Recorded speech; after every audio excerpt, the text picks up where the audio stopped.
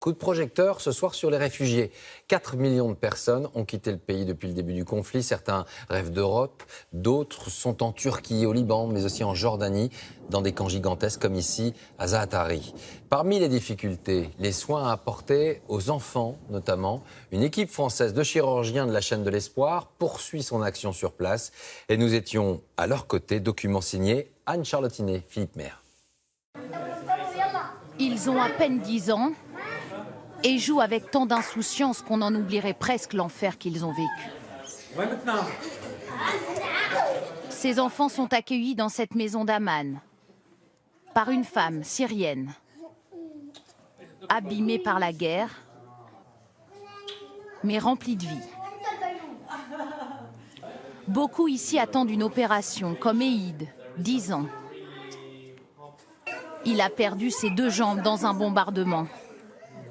Son traumatisme, il en a fait une force. Je me souviens qu'un avion est arrivé près de chez nous avec un bruit terrible. Puis je l'ai vu descendre et a lâché un baril. Je parle de baril, mais à ce moment-là, on croyait que c'était un gros ballon. Il a touché le sol juste derrière nous et ça a fait boum. Je me souviens que j'ai carrément volé en l'air. Ma sœur s'est évanouie. Ma mère aussi. Ma maman est morte le lendemain à l'hôpital. Son objectif à présent, bénéficier de prothèses pour marcher à nouveau. Quand j'aurai des prothèses, je jouerai au foot toute la journée. Enfin, il va quand même falloir que je fasse des études.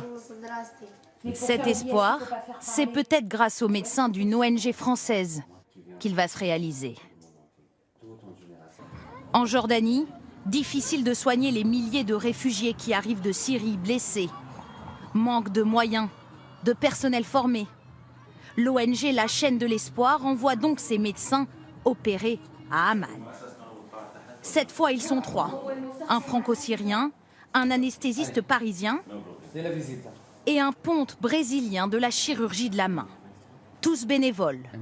Une semaine pour consulter une quarantaine d'enfants, près de 20 opérations, les cas les plus délicats. Et on va faire une consultation pour savoir qu'est-ce qu'on peut opérer ou on ne peut pas opérer. C'est au tour d'Eid de se faire examiner. Et il s'impatiente. Amputé dans l'urgence en Syrie, il a besoin d'une nouvelle opération pour modifier l'aspect de l'une de ses jambes. Il me reste un problème juste là, regarde. Ok. Parce que sans chirurgie, pas de prothèse. Exactement, voilà. Donc ça sera sur le tableau opératoire.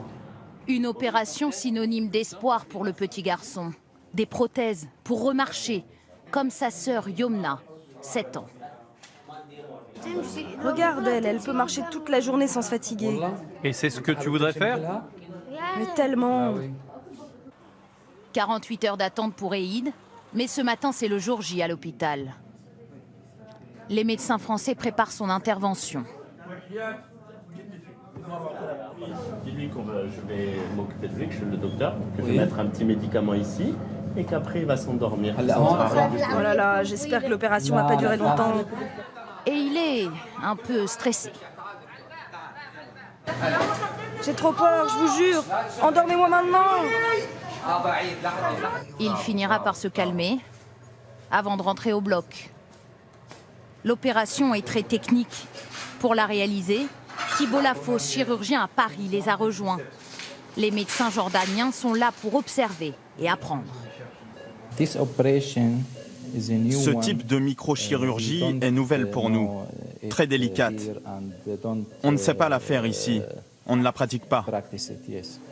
Les Français, eux, apportent technicité, expertise, avec en prime le sentiment d'être utile.